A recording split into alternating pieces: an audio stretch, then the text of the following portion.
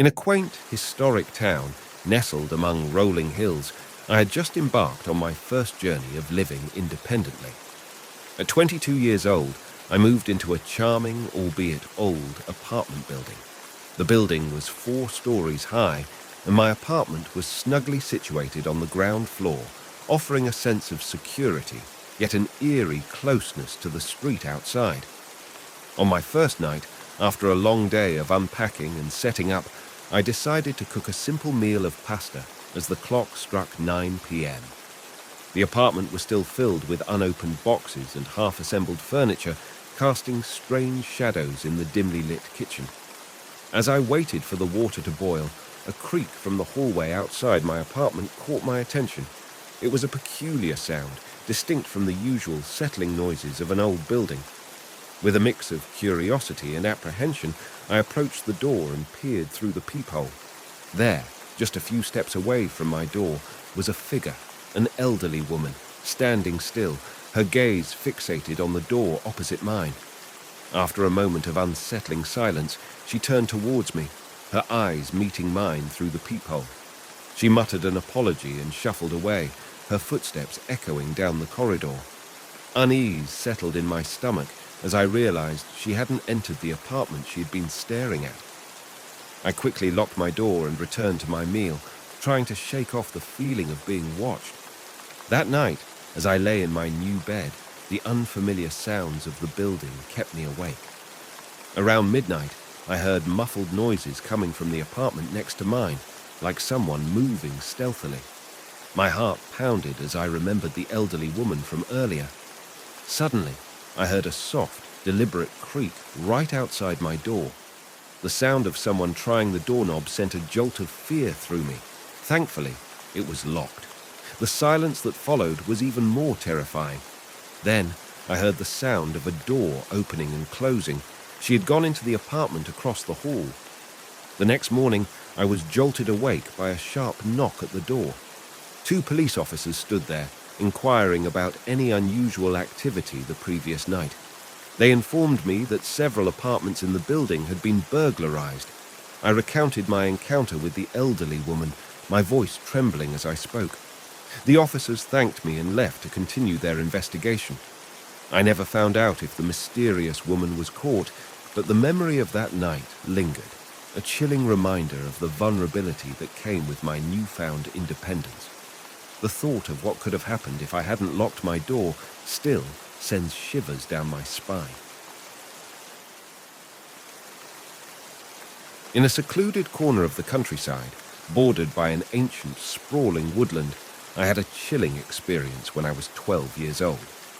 Our house was perched on the edge of this dense forest, a place of both wonder and whispers of old legends. Growing up, the forest was my playground, a labyrinth of trees and hidden paths where my friends and I spent countless hours exploring.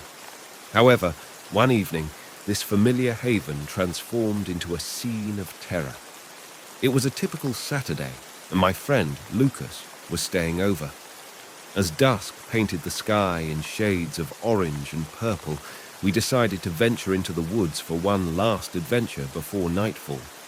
Equipped with sturdy flashlights, we delved into the heart of the forest, eventually finding a clearing where we sat on an ancient, moss-covered log, lost in conversation. Time slipped away, and the forest was soon enveloped in darkness. The dense canopy above us obscured the stars, and an eerie stillness settled around us. We switched on our flashlights and began our journey back, the beam of light barely penetrating the thick undergrowth. A few minutes into our walk, we froze. The unmistakable sound of footsteps crunching on dry leaves echoed through the trees, eerily close. Our hearts raced as we strained our ears, trying to discern the direction of the sounds. Abruptly, the footsteps halted, plunging the forest into a suffocating silence. In that moment of stillness, a primal fear gripped me. Without a word, I grabbed Lucas's arm, and we sprinted towards home, the flashlight beams dancing wildly as we navigated the treacherous terrain. The sound of footsteps followed us, eerily mirroring our own. Suddenly, the footsteps veered off, disappearing into the depths of the forest. Panic surged within me, not knowing if Lucas was still with me or if he had been left behind. I burst into the clearing near our house, gasping for breath. I waited, each second stretching into an eternity, until finally Lucas emerged from the forest, his face etched with fear. We stumbled into my house, our parents immediately sensing our distress. We recounted our harrowing tale, and they promptly called the police. Despite a thorough investigation, no trace of our mysterious pursuer was ever found. To this day, Lucas and I often reflect on that night, concocting theories but never truly understanding what happened. The forest, once a place of joy, now holds a shadow of fear for me, especially as darkness falls. That night remains the most terrifying experience of my life, a haunting reminder of the unknown that lurks within the depths of those ancient woods. On a chilly Friday evening, my friends and I were gearing up for a night out at a renowned jazz club in the city. The excitement for the event had us completely lose track of time, and we realized we were on the verge of being late for the opening performance. In a flurry of activity, I grabbed my essentials, wallet, keys, and what I thought was my phone, and we piled into my car, making it to the club just as the music started to fill the air. As the night unfolded, with the rhythm of jazz setting the mood, I reached into my pockets for my phone to capture the moment. To my dismay, it was nowhere to be found. A thorough search by my friends and I around our table and through the club yielded no results. Resigned, we tried calling my phone using my friend's device. After a couple of rings, someone answered. There was no voice on the other end, just the sound of unsettling heavy breathing, followed by a sudden disconnection. The incident left us frustrated and confused, but we decided to address it the next day, not wanting to spoil our night further. Later, as I drove my friends home, my mind raced with possibilities about where I could have lost my phone. Pulling into my driveway, it dawned on me. The last time I saw my phone, it was on my bed while I was getting dressed. With a sense of unease creeping over me, I entered my house, the silence within amplifying my apprehension. I headed straight to my bedroom, flicking on the lights, and there it was, my phone, exactly where I remembered leaving it. A thorough check of the house revealed no signs of intrusion, yet the unanswered questions lingered in my mind. How did someone answer my phone?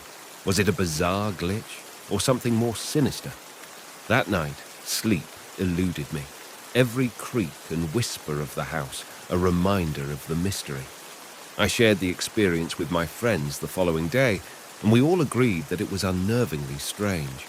We contemplated involving the police, but concluded it would likely lead nowhere. Years have passed since that night, but the puzzle of the phantom phone call still haunts me.